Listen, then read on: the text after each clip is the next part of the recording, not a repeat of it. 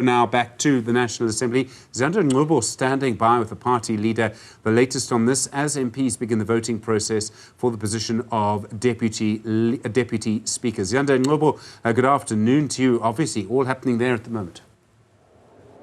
Absolutely, Stephen. Togo Didiza, the new Speaker of the National Assembly, probably one of the most powerful individuals from now until a new president is elected and appointed later on this evening. Probably, let's bring in Songezo Zibi from Rise Mzansi. You're now an MP. Your reaction to how things have unfolded, there was so much fluidity just in the last 48 hours, dare I say, till this morning. Are you in support of what many would argue is a transactional kind of arrangement that's been made by the ANC and DA and other parties? Look, the arrangement between the Democratic Alliance and the ANC and other parties is their business. What we wanted to do as Rise Mzansi is to make sure that today there is a speaker, there is a deputy speaker, and there is a president, because the Constitution sets out a deadline of 14 days within which all of this must happen. And in our discussions with the ANC and other political parties, we were clear that this deadline must be met, and we'll do everything possible in order to facilitate that taking place smoothly. And it is my hope that following the election of a speaker, we'll do the deputy speaker shortly and then move on to the president and close the business for the day. I mean, judging by the numbers, 341 votes were cast and only 39 went to Veronica Mente. It means possibly that Rise Mzansi voted for Togo Didiza. Does this mean that you are also going to be voting for the position of Speaker in the form of the DA's Annelie and as well as President Cyril Ramaphosa? Look, because we're not part of any coalition arrangement, we had said publicly some principles that will guide us today. Firstly, we said that it is important that the party with the biggest number of votes gets to elect a president and lead the formation of a government. That would be the African National Congress, and we'll support them in that endeavor. We also felt that, decided that because of the history that we've had with speakers in parliament and lack of oversight and so on, the speaker should not come from any party that is not in that is in the government or that is going to form a government, which means we did not vote for an ANC speaker. It does not mean Togo Didiza won't make a fantastic speaker. I think she will, because she's accomplished, she's acted in the role before, has presided over parliament.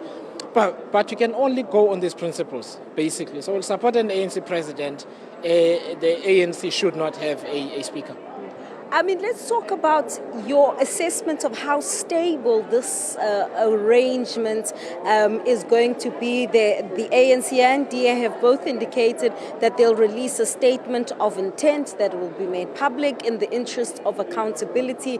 But there is still a little bit of angst as to how will this work, especially when you look at issues of how the DA has wanted senior ANC members to be arrested for corruption. How is this going to work out? Because John Steenhuisen did say that even when it comes to a head, he's acknowledged there will be issues, but as long as there's a proportionate consensus, that's how they will manage conflicts. Are you convinced by this?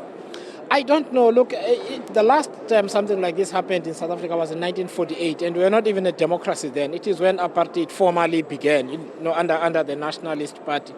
And so I think for all political parties, there is going to be a need for maturity, a need for compromise and so on. But what I will say for the viewers is that whatever this arrangement is called, whether it's a government of national unity, I think it's a coalition involving the DA and the ANC and other political parties. The ANC and the DA are married at the hip now. It's something that is difficult for some people to fathom, but that is the reality of South Africa today, that the ANC and the DA are married at the hip, and they're going to need to find within themselves compromise. The DA had indicated that they want to go to court for the NHI bill, for the NHI Act to be withdrawn. We'll see what happens to that commitment, or whether the ANC will cave in on that commitment. The arrangements between the two of them will determine what happens. And for you as Rise Mzansi, what are the key priorities then that you would want to tackle almost as a matter of priority using the number of seats that you have?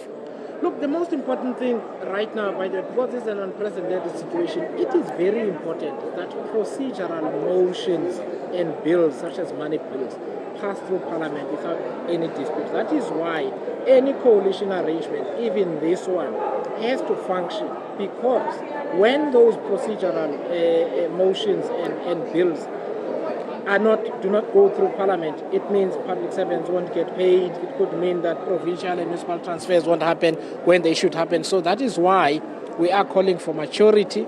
People should not oppose for the sake of opposing, and they should not go along for the sake of going along. Let's take this work seriously and make sure the South African people are not inconvenienced in the political squabbling that's going to happen. All right, Nqabayomzi is the leader of Rise Mzansi. Let's bring in now the UDM's Nqabayomzi Kwankwa just to get some quick reaction from you. The UDM has formed part of another sort of arrangement with the EFF, the ATM, etc. Not bringing enough numbers, clearly 39 going to Veronica Mente for the position of Speaker. Do you feel confident about the ability of this arrangement to make a difference? Well, 49 to Veronica Mente, yes, that's true. We call ourselves the Progressive Caucus. And remember, there's also the Nqabayomzi party, which is not included there.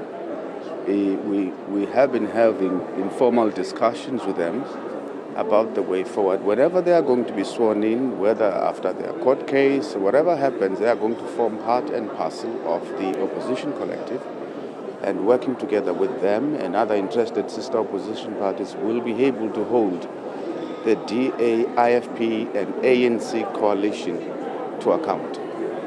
Are you disappointed in the way in which you have been treated by the likes of the ANC, or are you okay where you are? No, we've been treated like pieces of trash because it's a matter that centers around our nation. They said they are going to consult all political parties.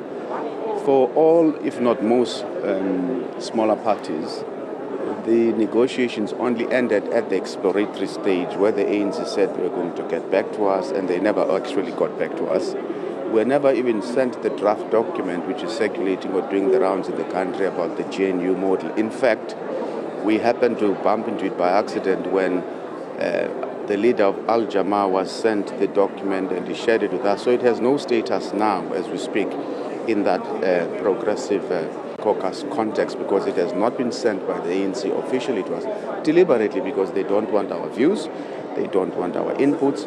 We are not surprised by the fact that then the document contains a lot of neoliberal nonsense, but that's for them to worry about and not us.